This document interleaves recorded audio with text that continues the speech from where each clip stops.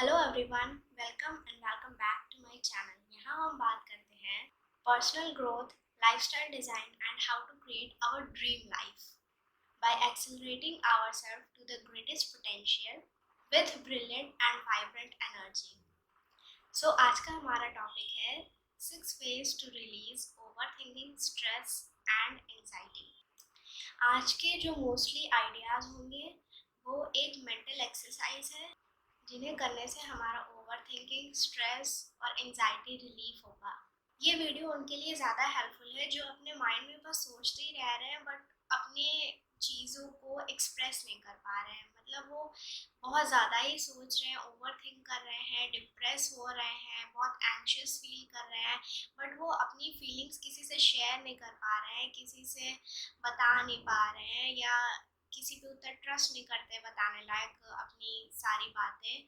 तो इन एक्सरसाइज को हम अकेले करेंगे, बिल्कुल अपने पर्सनल सेफ प्लेस पे करेंगे, जिससे कि हम दूसरों को बिना बताए अपने स्ट्रेस और एंजाइटी को रिलीव कर सकें। इस वीडियो के टाइम स्टैम्प्स नीचे दिए गए हैं और कमेंट बॉक्स में पिन्ड है। सो आपको जिस एक्सरसाइज पे डायरेक्टली जंप करना है, आप वहाँ टाइम स्टैम्प से क्लिक करके जा सकते हैं। So without further adieu, let's get to our first technique, brain dump. तो ब्रेन डंप क्या होता है? जैसे इसका नाम है, ब्रेन मीन्स दिमाग एंड डंप मीन्स जैसे हम कूड़े कचरे को डंप करते हैं किसी जगह। इसमें हम एक लिस्ट बनाते हैं उन सारी चीज़ों की जो हमें स्ट्रेस या एंशियस फील करा रही हैं। और don't be shy and don't जज योर सेल्फ कि अगर मैंने ये छोटी से छोटी और बड़ी से बड़ी सारी चीज़ों को इंक्लूड करना है, भले ही वो सिली आपको क्यों ना लगे, but you have to write those in the point in your journal. इससे क्या होगा कि जब हम अपने उन सारे पॉइंट्स को लिखेंगे तो हमें बहुत सारी चीज़ें ऐसी पता चलेंगी जिनको लेके हम कॉन्शियस नहीं होते। वो हमारे माइंड में स्ट्रेस पैदा कर रही हैं बट हम उनके प्रति कॉन्शियस नहीं है कि अच्छा ये भी पर्टिकुलर चीज़ है जिनकी वजह से हम स्ट्रेस्ड आउट हो रहे हैं। जैसे मान लीजिए आपने एक लिस्ट में लिखा कि लाइट चली जाती है और आपका मूड चिड़चिड़ा हो जाता है या फिर आप गुस्से में हो जाते हैं, दूसरों पे चिल्लाने लगते हैं। तो ये भी आप उस लिस्ट में लिखिए कि because of electricity cut off. तो इलेक्ट्रिसिटी कट ऑफ हमारे दिमाग में स्ट्राइक नहीं करता है। हमें लगता है कि सिर्फ बड़ी चीज़ें ही हमें एंशियस बना सकती हैं या स्ट्रेस दे सकती हैं, बट ऐसा नहीं है। हमें छोटी छोटी चीज़ें भी स्ट्रेस दे सकती हैं। जैसे अगर किसी पर्सन को ओसीडी है और उसका रूम बहुत गंदा हो तो वो उसके लिए बहुत बड़ी बात हो जाती है। तो जब हम अपने उन सारी चीज़ों को लिस्ट डाउन करेंगे तो हमें अपने बारे में और ज़्यादा पता चलता है कि हमें इन सारी चीज़ों से एंशियस फील होता है। हम उन सारी चीज़ों को बहुत ज़्यादा ओवर थिंक करते हैं। फिर हम इस लिस्ट को बनाने के बाद सोचते हैं कि कौन सी चीज़ें हम कंट्रोल कर सकते हैं या नहीं, तो हम उन चीज़ों पे ध्यान देते हैं।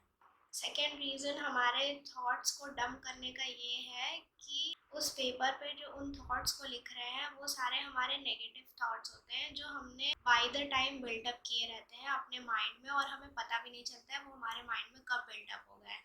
तो जब हम लिखेंगे, उनका रीज़न लिखेंगे और उन्हें विजुअलाइज करेंगे तो पता चलेगा कि इन्हें दूर कैसे करना है। तो साइड में ही एरो बना के हम लिख सकते हैं कि ये नेगेटिव थॉट्स हैं, इन्हें मैं अपने ब्रेन से निकाल के इस पेपर पे डंप कर रहा हूँ या कर रही हूँ। तो ये सारे इस पेपर पे ही रहेंगे और मेरे दिमाग में, मेरे ब्रेन में ये थॉट्स दोबारा ग्रो नहीं करेंगे। ये इस पेपर पे डंप हो गए हैं और अब ये मुझे फर्दर इफेक्ट नहीं करेंगे फ्यूचर में।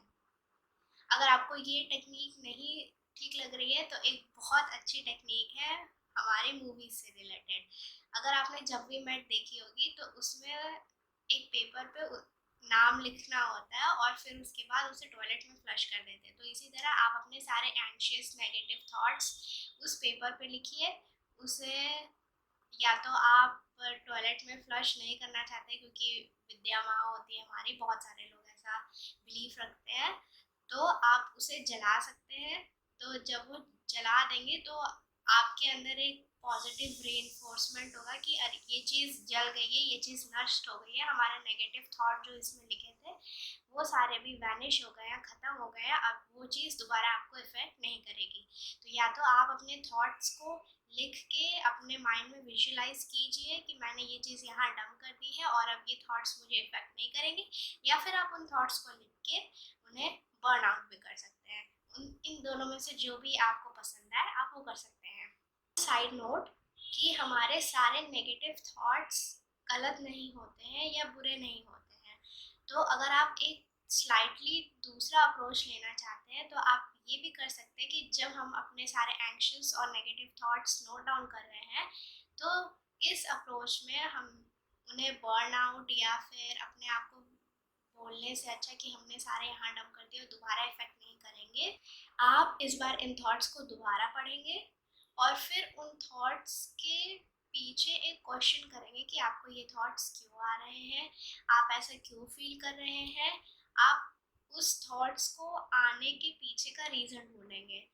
फिर आप अपने डेप्थ में जाएंगे, अपने पर्सनालिटी के डेप्थ में जाएंगे कि ऐसा हो क्यों रहा है, आप ऐसा क्यों फील कर रहे हैं और क्या ये आपके कंट्रोल में है या आपके कंट्रोल में नहीं है। अगर आपके कंट्रोल में है तो आप उसे और बेटर करने की कोशिश कीजिए, अगर आपके कंट्रोल में नहीं है तो just leave it as it is, क्योंकि वो आपके कंट्रोल में ही नहीं है तो आप उसे और बेटर नहीं कर सकते हैं। तो ये थोड़ा स्लाइटली डिफरेंट अप्रोच था। आपको इनमें से अगर कोई भी अप्रोच अच्छी लगे तो आप कर सकते हैं। सेकेंड हमारी ब्रेन एक्सरसाइज है investigate your mindset and belief. इस एक्सरसाइज में भी सेम एज अबव हमें अपने माइंडसेट और बिलीफ को लेके अवेयरनेस लानी होगी। इसमें भी हमने एक लिस्ट बनानी है, आपके क्या क्या बिलीव्स हैं, आपके माइंडसेट क्या क्या हैं। आपने जब वो लिस्ट बना ली तो आप अपने आप से एक क्वेश्चन करेंगे कि ये थॉट्स कहाँ से आ रहे हैं। आप ऐसे पर्टिकुलर वे में क्यों बिहेव करते हैं, जैसे हम लोगों को बहुत सारे लोग बोलते हैं ना कि तुम बहुत रूड हो, तुम्हारे अंदर पेशेंस नहीं है। तो दूसरे लोग हमें जो बोलते हैं वो हमारी पर्सनालिटी में दिखता है, तभी हमें वो दूसरे ऐसे लोग बोलते हैं। तो आप सोचिए आपकी रियल पर्सनालिटी क्या है और आप दूसरों के सामने ऐसा क्यों बिहेव करते हैं, आप अकेले में ऐसा क्यों बिहेव करते हैं। ये क्वेश्चंस अपने आप से पूछिए। आपकी हैबिट्स ऐसे क्यों हैं, जैसे मान लीजिए आप लेट उठते हैं या फिर आपको कोई बहुत पिक्यूलर चीज़ ही पसंद है, अगर वो चीज़ वैसे ना हो तो आप नाराज़ हो जाएंगे। तो आपकी हैबिट्स ऐसे क्यों हैं, आपका ऐसा माइंडसेट क्यों है। और अगर और भी क्वेश्चंस आपके मन में आ रहे हो तो आप वो भी पूछ सकते हैं। ये क्वेश्चंस तो सिर्फ एग्जाम्पल थे। तो जस्ट इन्वेस्टिगेट योर माइंड, अपने आप से पूछिए। जितना हम अपने आप से पूछते हैं उतना ही हम अपने आप को और अच्छी तरीके से जान पाते हैं, और जितना हम अपने आप को अच्छी तरीके से जान पाते हैं उतने ही अच्छी तरीके से हम अपने सारे प्रॉब्लम का सल्यूशन भी जान पाएंगे। हमें दूसरों की ज़रूरत नहीं पड़ेगी। क्या पता आपके ऐसे थॉट्स या ऐसे बिहेवियर आपके परफेक्शनिज्म की वजह से तो नहीं आ रहा है, या फिर आप पीपल प्लीज करने के लिए आपकी ऐसी हैबिट हो गई है कि आप दूसरों के सामने बहुत हेल्पफुल नेचर के हैं बट पर्सनल लाइफ में आप बहुत कंजर्वेटिव नेचर के हैं और ये चीज़ आपको ड्रेन कर रही है और एंग्शियस बना रही है। कहीं आप ऐसा तो फील नहीं कर रहे हैं कि अगर आप ऐसा नहीं करेंगे तो आपको सोसाइटी में एक्सेप्ट नहीं किया जाएगा, या लोग आपकी बुराई करेंगे, आपकी पीठ पीछे बात करेंगे, या आप दूसरों के अप्रूवल के लिए ऐसा बिहेव कर रहे हैं या काम कर रहे हैं। अगर हम ऐसा कुछ भी कर रहे हैं तो ऑब्वियस सी बात है हमें ये सारी चीज़ें एंग्शियस बनाएंगी। जब हम खुद के लिए कुछ नहीं करते हैं, सब कुछ दूसरों के लिए करते हैं, दूसरों को पीपल प्लीज करते हैं दूसरों को खुश करने के लिए या बटरिंग करने के लिए, तो ये सारी चीज़ें हमें ओवरथिंक करवाती हैं, डिप्रेस कराती हैं, एंग्शियस फील कराती हैं, स्ट्रेस देती हैं। तो इन सारी चीज़ों को इन्वेस्टिगेट करना खुद में बहुत इम्पॉर्टेंट है। जैसे ही आपको अपने हैबिट्स एंड बिलीफ का रीज़न मिल जाए, आपको अपने आप से पूछना है why, why are you thinking like this, आप ऐसे क्यों सोच रहे हैं। Just ask why to yourself. asking why to yourself is very very very important. And तब तक why पूछिए जब तक आपको आंसर ना मिल जाए, ओ हाँ इसलिए मैं ऐसा बिहेव करती हूँ, इसलिए ऐसा हो रहा है, इसलिए मैं ऐसा लोगों को पीपल प्लीज करती हूँ ताकि वो मुझे वैलिडेट करें या दूसरों की वैलिडेशन पाने के लिए।